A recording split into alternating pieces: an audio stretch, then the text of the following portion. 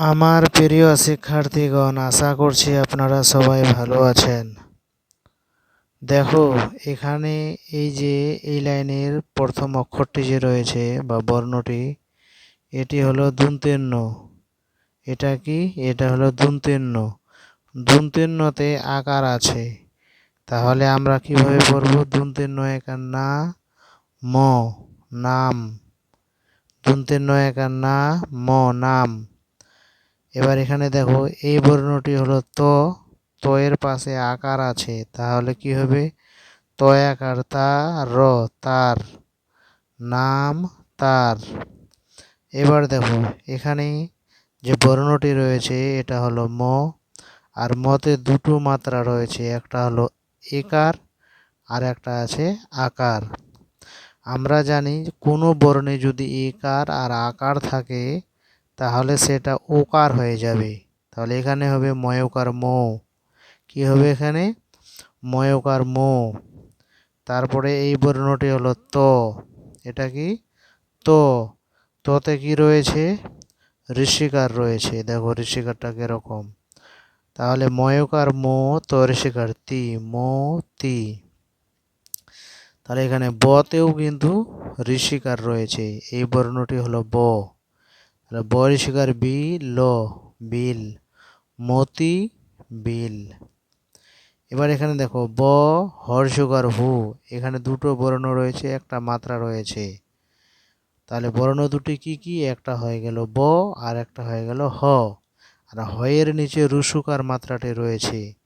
তাহলে আমরা কেমন করে উচ্চারণ করব? ব হর্ষকার হু, বো হু। এখানে দেখো এখানেও দুটো বর্ণ রয়েছে, একটা হলো দ আর একটা হয়ে গেল বয়শূন্য র। দয়ের নিচে দীর্ঘকার রয়েছে, এটা হলো রুসুকার, এটা হচ্ছে দীর্ঘকার। তাহলে আমরা কেমন করে উচ্চারণ করব? দয় দীর্ঘকার দু, র, দূর। এখানে আছে দুটো বর্ণ, এই বর্ণগুলোতে কোনো মাত্রা নেই। তাহলে এটা কিভাবে উচ্চারণ করব? বুরকের জ, ল, জল। বুরকের জ, ল, জল। এবার আমরা লাইনটিকে বানান ছাড়াই উচ্চারণ করে দেখি তো কেমন হয়। এখানে হবে নাম তার, মতি, বিল, বহু, দূর, জল। তাহলে প্রথম লাইনটা আমাদের ক্লিয়ার হয়ে গেল।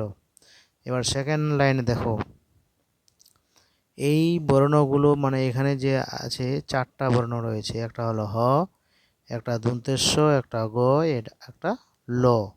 তাহলে এই চারটি বর্ণ রয়েছে, আবার বর্ণগুলোতে আবার মাত্রা রয়েছে। তাহলে মাত্রা সহকারে বর্ণগুলোকে আমরা কেমন করে উচ্চারণ করব? দেখো এই হয়ের উপরে আবার চন্দ্রবিন্দু রয়েছে, ঠিক আছে? আর হয়ের পাশে আবার আকার রয়েছে, এই যে লম্বা আছে না, এটাকে আমরা আকার বলবো।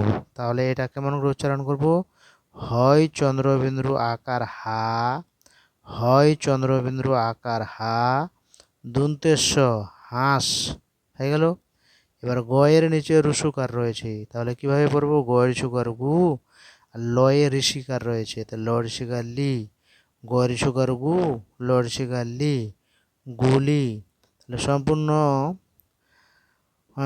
শব্দটা কি হবে? হাঁস গুলি। ঠিক আছে? এবার দেখো